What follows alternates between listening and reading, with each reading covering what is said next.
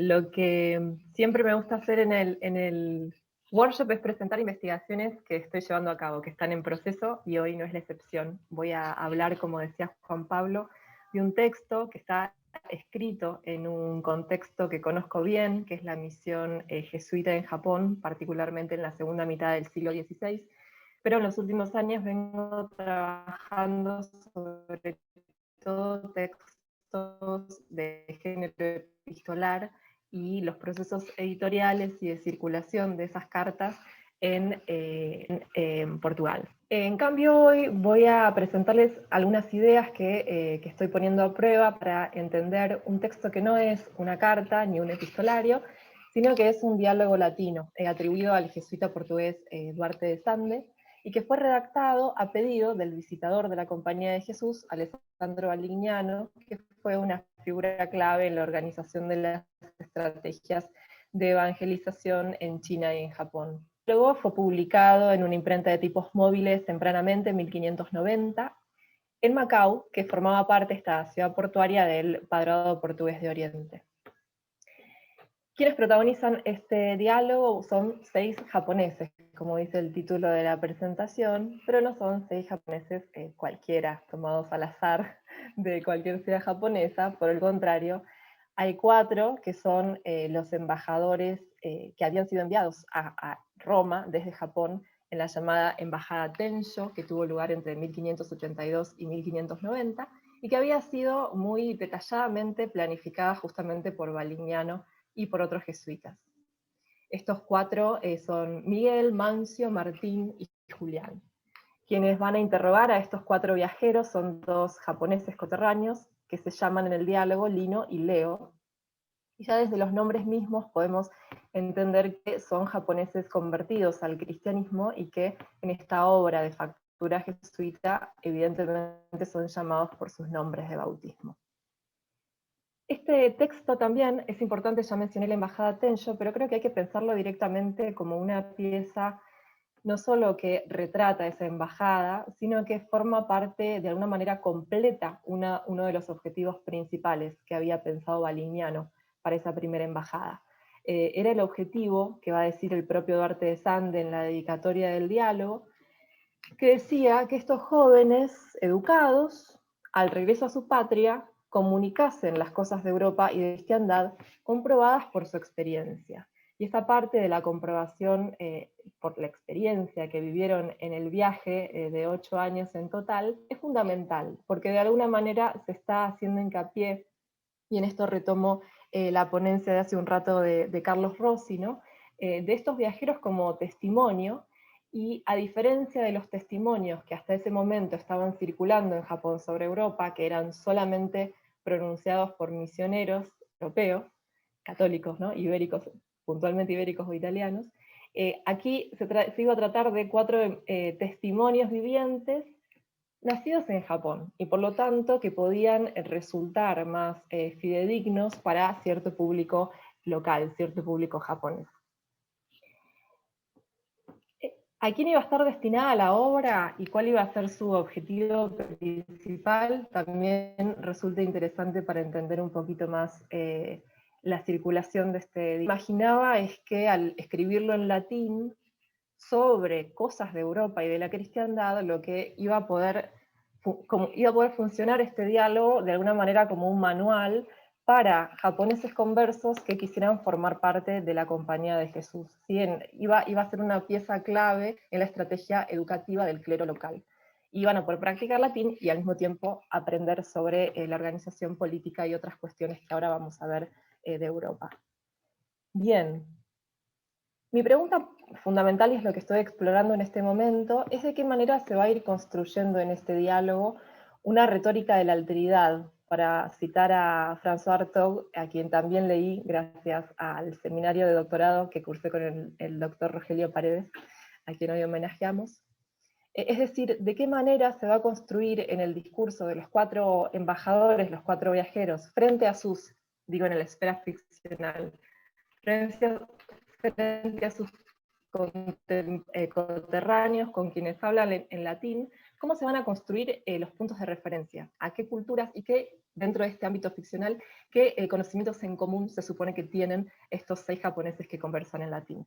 Y qué lugar de enunciación complejo, creo yo, va a tener principalmente el portavoz principal de los embajadores, que es Miguel, en esta, de alguna manera, hibridez de ser japonés converso, estar hablando con compañeros, pero en latín, insisto, y de qué manera puede explicar aquello que vio.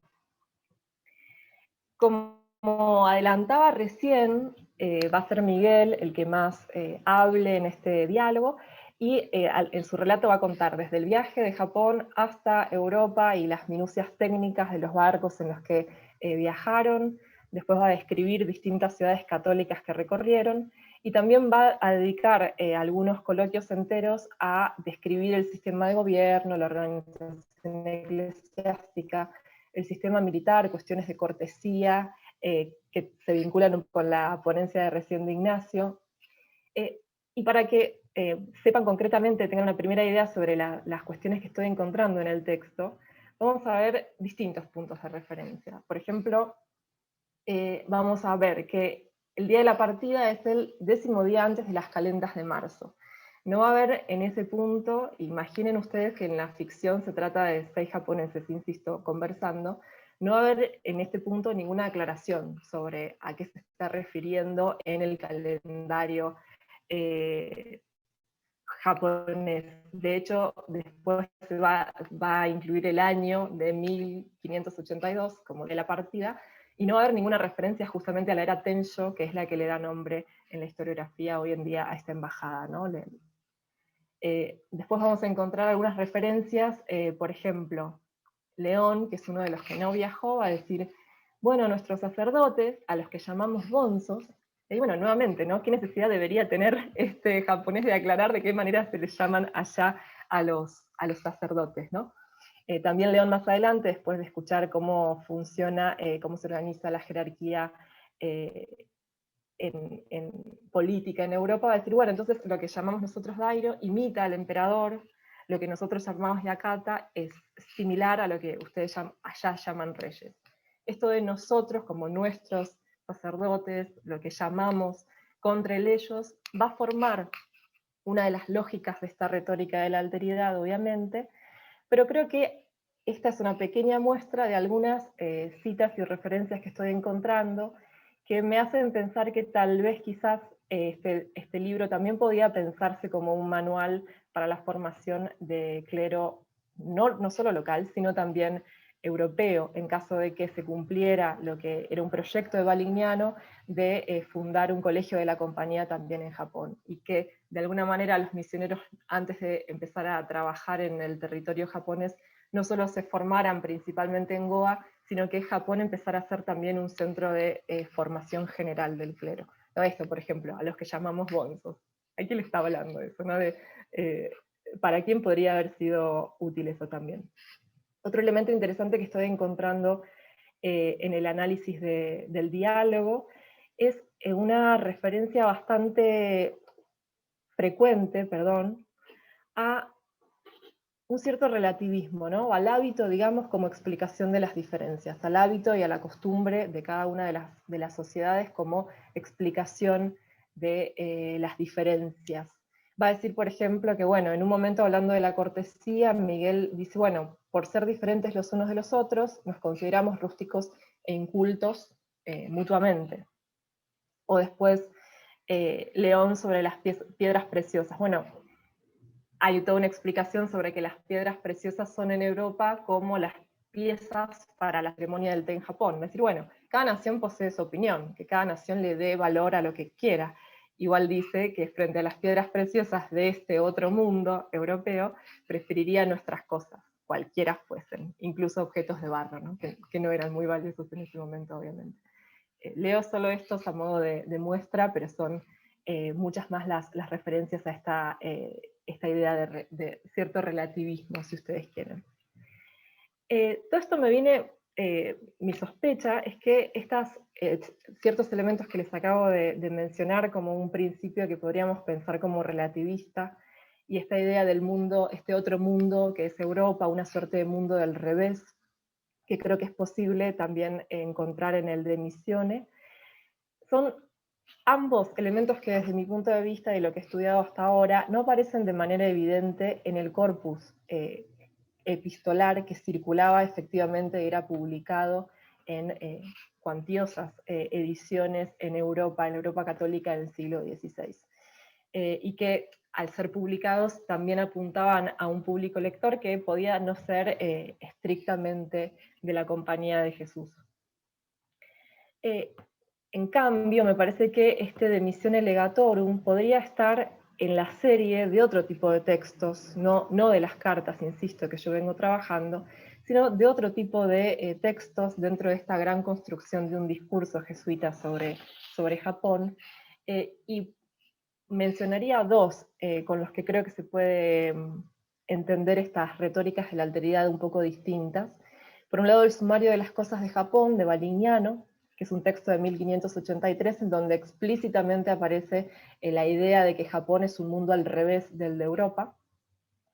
Y un libro que yo quiero mucho, que es el Tratado, acá está una edición en castellano, Tratado sobre las contradicciones y diferencias de costumbres entre los europeos y los japoneses, que es del jesuita portugués Luis Freud, un texto de 1585, en donde Freud va ordenando por capítulos distintos aspectos de la sociedad de Japón y de la europea, y lo que hace es un juego de diferencias. Nosotros hacemos esto, ellos hacen esto otro, ¿sí?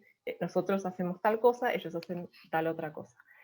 Y creo que quizás la clave para entender por qué quizás la manera de entender y de relatar la alteridad está en serie en estos tres, se puede encontrar en los modos de circulación de estos textos. Tanto el sumario como el tratado se mantienen inéditos hasta el siglo XX porque son materiales, el sumario para uso interno de ciertas personas de la compañía que iban a trazar las estrategias de evangelización.